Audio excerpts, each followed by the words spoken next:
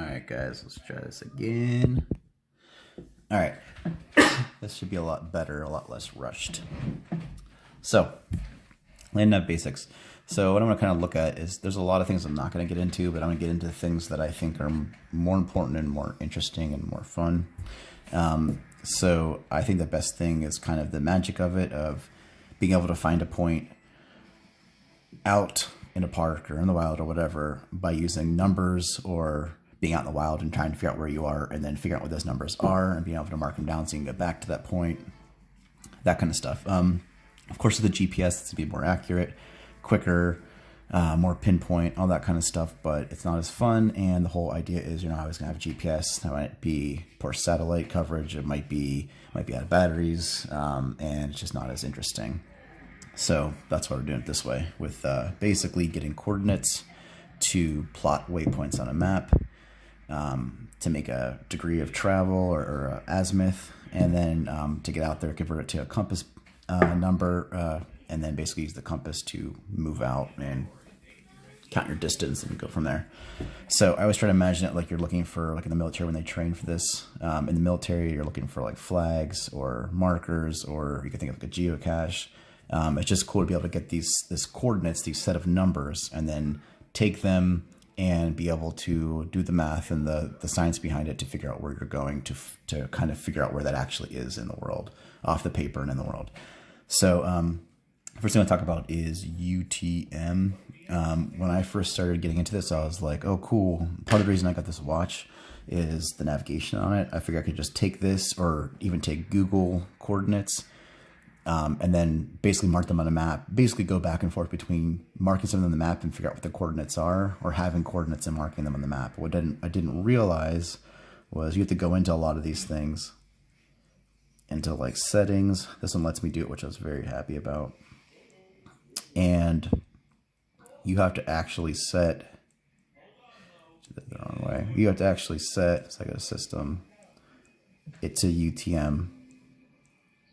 So you couldn't just take like a GPS and assume that it was set right. So positioning format, and I have it on UTM. It didn't come out of the box that way. It came on, which is pretty common, the WGS84, which is kind of confusing. I don't go into that, but that's, I think that's what Google uses too. But basically, if you just drop a pin on Google, you get the coordinates, and then you try to plot on the map, it will not be the same area. They're just using a different system. So look for UTM. It's just simple and easy. And you've probably heard of the military grid, MRGS, the military grid reference system. That's like a form of it. It's basically a form of the UTM. Again, I don't want to go into that. It doesn't really matter. So you're usually looking for 4, 6, 8, or 10 is what coordinates you'll get. So 4 coordinates, you get a 4-digit coordinate to plot on a map. That's going to get you within 1,000 square meters. And then 6 is going to get you within 100 square meters, 8 within 10 square meters, and obviously, I'm sorry, 8 within, 10 square meters, and 10 within 1 meter squared. So that's approximately 3 feet, and this is approximately 30 to, say, 30 feet. So obviously the GPSs give you 10 coordinates.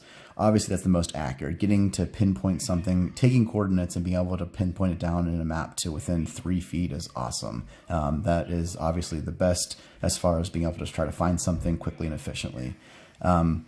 However, just the point on your pencil is not fine enough to be able to mark it to make that difference. So it really isn't useful to us using compass and map. So our next best option is the 8 coordinate. We'll be looking for 8 coordinates, which gets us in within 10 square meters, which is approximately 30 feet or so. So that's still pretty good. 30 feet to find a target isn't too bad. So still pretty good there. So the next thing I want to get into would be, I guess, the maps briefly, because this confused me when I first got into it, because there's all kinds of maps out there. So National Geographic offers maps. USGS is a big one.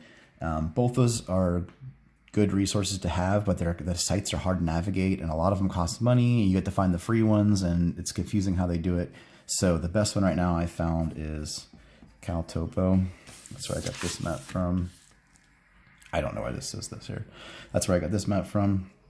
And basically you can go on there, find any place in the world, set your scale, get exactly the area you might want to cover, set it and print it. You can even put like icons of cars where you might, you know, enter. You can put your waypoints on there and print it all out. It's really helpful. So that's kind of the one I've been into lately. It doesn't give you as much on the legend. It doesn't give you as much info as like a real, you know, like military grade map or something, but it's easy, it's free, and it works fine. And it's a good practice tool. I also found this one. Ashley and I got before I knew anything about this. This is like years ago when we went to the White Mountains in New Hampshire. And it's like a waterproof one. It actually works. You could use a compass with this great too. But the next thing you need to know is about scale. So learning the scale, you need to make sure that the scaling is right. So the most common scales you're going to see are going to be 1 in 24,000, 1 in 25,000, and 1 in 50,000. So the military pretty much uses the 1 in 50,000 exclusively. This is 1 in 50,000. It gives you a big range to work with, a big map. It's also probably a little less accurate, I guess. So this would be for 1 inch in the map, 24,000 inches covered on the ground, which kind of, it feels ambiguous, but that's just what that means. So I usually use the 124. It's not that much different than 125. I like to think it might be a little more accurate. I don't really know that it is, but either one of these I think is, all three of them are good, but these are the two I usually use. So picking those, you just want to make sure you have the protractor to support it. So the first protractor I got had the 1 in 50,000 on it. So again, I'd use this for a 1 in 50,000 map. And it had the 1 in 25. I like this one better. It's a little sturdier, and it gives me the option for, where I'm at here, there we go. It gives me the option for the 124 and the 125 as well. So yeah, I like using this one probably the best. But again, just knowing that you have the protractor that matches the map. So when I printed this map out, there's my scale. I know that I will use the 124,000 scale on the protractor on this map to plot my coordinates and degree of travel and all that. So again, just making sure your scales match up. Your protractor with the map you're using is huge because, again, obviously if you're zooming in and out and stuff, knowing that you're printing it, you use the UTM grid, use one of these three, and use the correct protractor scale with it. And then you know you're all lined up, and that's kind of the very beginning, I would say.